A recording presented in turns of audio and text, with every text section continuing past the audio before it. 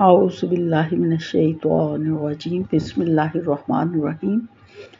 आज हम शुरू करते हैं सूरतुल आराफ की आयत नंबर 171 से उसका तर्जमा।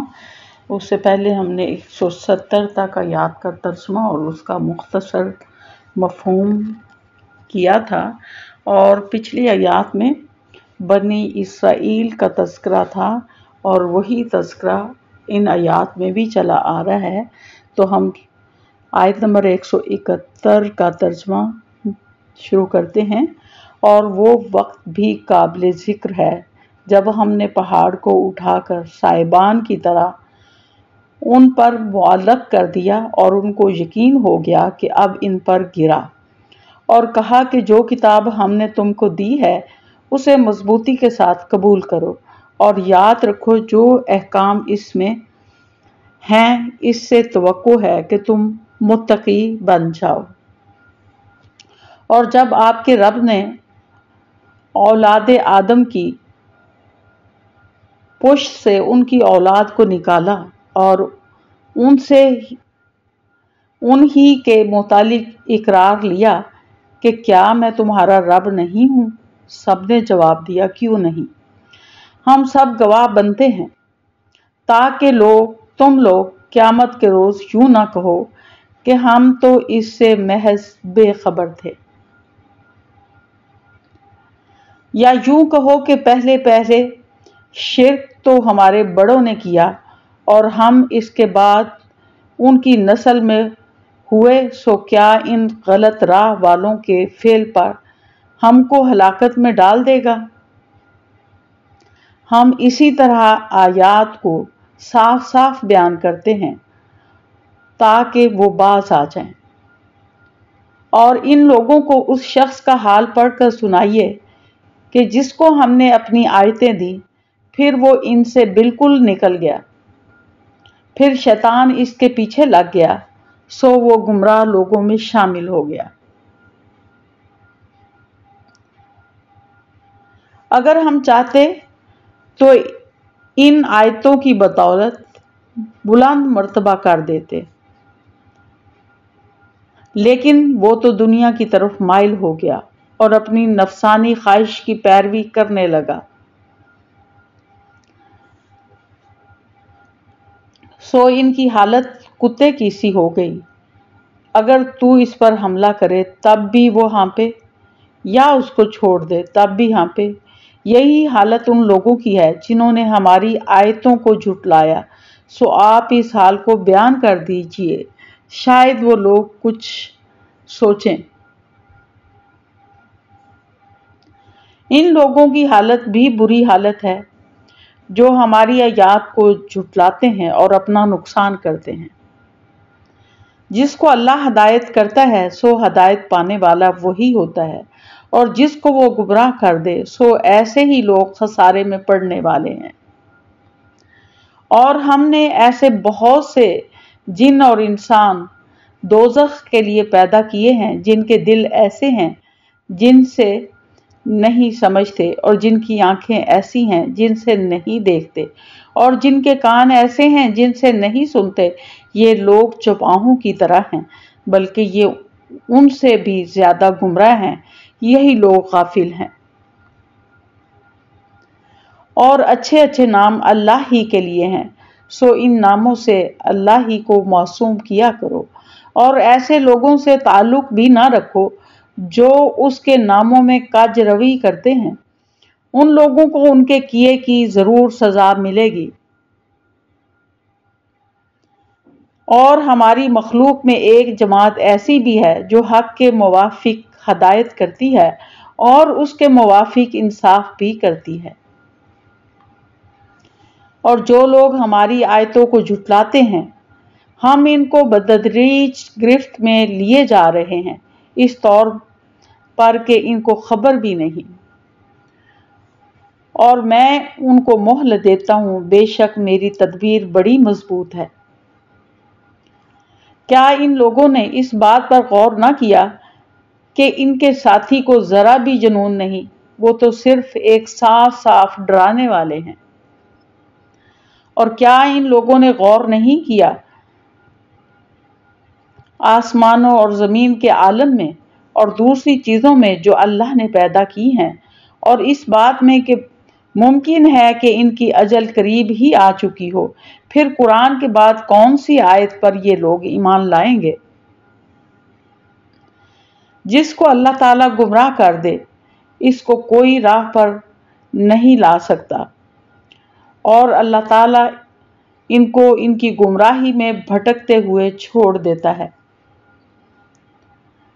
یہ لوگ آپ سے قیامت کے متعلق سوال کرتے ہیں کہ اس کا وقوع کب ہوگا؟ آپ فرما دیجئے اس کا علم صرف میرے رب ہی کے پاس ہے، اس کے وقت پر اس کو سوائے اللہ کے کوئی اور ظاہر نہ کرے گا۔ وہ آسمانوں اور زمین میں بڑا بھاری ہوگا، وہ تم پر محض اچانک آ پڑے گا۔ وہ آپ سے اس طرح پوچھتے ہیں جیسے گویا آپ اس کی تحقیقات کر چکے ہیں۔ آپ فرما دیجئے کہ اس کا علم خاص اللہ ہی کے پاس ہے، لیکن اکثر لوگ نہیں جانتے۔ آپ فرما دیجئے کہ میں خود اپنی ذات خاص کے لیے کسی نفع کا اختیار نہیں رکھتا اور نہ کسی ضرر کا، مگر اتنا ہی کہ جتنا اللہ نے چاہا۔ اور اگر میں غیب کی باتیں جانتا ہوتا تو میں بہت سے منافع حاصل کر لیتا اور کوئی نقصان مجھ کو نہ پہنچتا۔ میں تو محض ڈرانے والا اور بشارت دینے والا ہوں ان لوگوں کو جو ایمان رکھتے ہیں۔ وہ اللہ تعالیٰ ایسا ہے جس نے تم کو ایک تن واحد سے پیدا کیا اور اسی سے اس کا جوڑا بنایا تاکہ وہ اس اپنے جوڑے سے انس حاصل کرے۔ پھر جب میاں بیوی سے قربت حاصل کی تو اس کو حمل رہ گیا ہلکا سا، سو وہ اس کو لیے ہوئے چلتی پھرتی رہی۔ پھر جب وہ بوجھل ہو گئی تو دونوں میاں بیوی اللہ سے جو ان کا مالک ہے دعا کرنے لگے، اگر تو نے ہم کو صحیح سالم اولاد دے دی تو ہم خوب شکر گزاری کریں گے۔ سو جب اللہ نے دونوں کو صحیح سالم اولاد دے دی تو اللہ کی دی ہوئی چیز میں وہ دونوں اللہ کے شریک قرار دینے لگے، سو اللہ پاک ہے اس کے شرک سے۔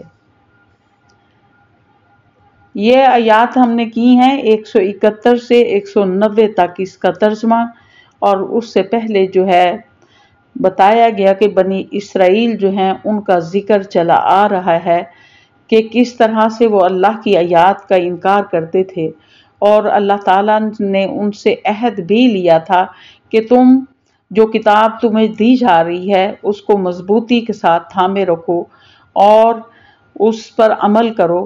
اور جب پہاڑ ان کے اوپر بلند کیا گیا تو انہوں نے اس چیز کا اقرار کر لیا، لیکن اس کے بعد پھر وہ لوگ جو ہے اپنی بات سے پھر گئے، اور یہ لوگ جو تھے یہ شرک کرنے لگے اور کہنے لگے کہ جس طرح ہمارے باپ دادا کرتے چلے آئے ہیں، حالانکہ اللہ تعالیٰ نے ان کے لیے صاف صاف نشانیاں جو ہیں وہ ظاہر کر دی تھی۔ اور اس میں بتایا جا رہا ہے کہ اس شخص کا حال پڑھ کر سنائیں کہ جن کو آیتیں دی جا گئی اور پھر شیطان ان کے پیچھے لگ گیا، یعنی کہ اس میں ذکر ہے فرعون کا کہ اللہ کی آیات سامنے یعنی نشانیاں اس کو دکھائی گئیں، لیکن پھر وہ حضرت موسیٰ علیہ السلام نے انہیں تمام نشانیاں جو ہیں جو انہوں نے طلب کی تھی دکھا دیں، لیکن اس کے باوجود وہ ایمان نہیں لایا تھا اور اس نے انکار کر دیا تھا۔ تو ایسے لوگ جو کہ اللہ کی آیات کا انکار کرتے ہیں اور اپنی خواہش نفس کے پیچھے پڑتے ہیں، تو اس کی مثال جو ہے عام جانوروں سے نہیں بلکہ ایک کتے سے دی گئی ہے کہ اگر اس پہ کوئی بوجھ ڈالا جائے تو تب بھی ہانپتا ہے اور نہ ڈالا جائے تو تب بھی ہانپتا ہے، کہ ہر وقت جو ہے وہ ہانپتا رہتا ہے۔ اس میں مثال دی گئی ہے ایسے شخص کی جو کہ دنیا کی ہرس میں مبتلا ہوتا ہے اور اسے ہر وقت اسی کی ہوس میں پڑا رہتا ہے کہ ہر حال میں وہ ہانپتا ہی رہتا ہے، یعنی چاہے اسے اللہ کی آیات کھول کر بھی بیان کر دی جائیں تو وہ اپنی ہوس پرستی میں مبتلا رہتا ہے۔ اور کہا گیا ہے کہ ایسے لوگ جو ہیں وہ نقصان اٹھانے والے ہیں اور انہیں نقصان کا سامنا کرنا پڑے گا، اور وہ خسارہ اٹھانے والے لوگ ہیں اور ان کے لیے جہنم ہے۔ اللہ نے ان کو آنکھیں دی ہیں، کان دیے ہیں، لیکن وہ پھر بھی اس سے نہ دیکھتے ہیں نہ سنتے ہیں، اور دل دیے ہیں نہ جس سے سوچتے ہیں، کہ مطلب غور و فکر نہیں کرتے کہ ان کو کس نے پیدا کیا ہے، کس مقصد کے لیے پیدا کیا ہے، اور ان کا آخری ٹھکانہ کیا ہے۔ سارا کچھ جاننے کے باوجود، دیکھنے کے باوجود، لیکن اصل حقیقت جو ہے اس کو نہیں دیکھتے، تو ایسے لوگ جو ہیں خسارہ پانے والے ہیں اور کج روی کا راستہ اختیار کیے ہوئے ہیں۔ تو ہمیں مطلب پچھلی، جیسے کہ پہلے بھی میں نے بتایا کہ پچھلی قوم کی مثال دینے کا مقصد یہ ہوتا ہے کہ ہم لوگ اس سے عبرت حاصل کریں کہ اب اللہ نے قرآن کی صورت میں ہمیں واضح طور پر نشانیاں دے دی ہیں، کھول کھول کر ہر چیز بیان کر دی ہے، اور ہمیں مہلت بھی دے دی ہے۔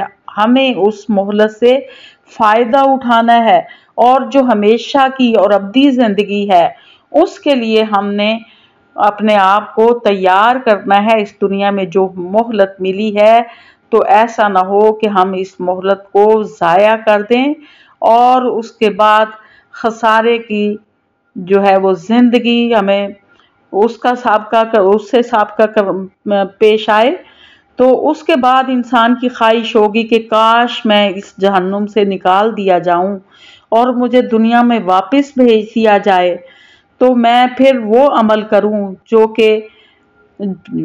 جو پہلے کیا کرتا تھا اس کے برعکس کروں، یعنی اچھے کام کروں۔ لیکن کسی کو مہلت نہیں ملے گی، تو لہٰذا جو مہلت ملی ہوئی ہے اس سے فائدہ اٹھائیں اور اللہ کے راستے کو اختیار کریں۔ وآخر دعوانا الحمدللہ رب العالمین۔ اللہ تعالی ہمیں توفیق دے کہ خود بھی عمل کرنے کی، اور دوسرے اپنے جو ہمارے خیر خواہ ہیں، مسلمان ہیں، بہن بھائی، ان کے ساتھ بھی خیر خواہی جو ہے، اسلام جو ہے وہ خیر خواہی کا نام ہے، اور تاکہ اخلاص کا نام ہے کہ ہم خلوص کے ساتھ اپنے ساتھ بھی خیر خواہی کریں اور اپنے دوست احباب اور تمام مسلمان امت مسلمہ جو ہے ان کے ساتھ بھی خیر خواہی کریں تاکہ ہم جہنم کے عذاب سے بچ سکیں۔ وآخر دعوانا الحمدللہ رب العالمین۔ اور آپ دوستوں سے گزارش ہے کہ قرآن پاک کے علم کو آگے زیادہ سے زیادہ پھیلائیں تاکہ یہ ہمارے لیے صدقہ جاریہ بن جائے۔ جزاک اللہ۔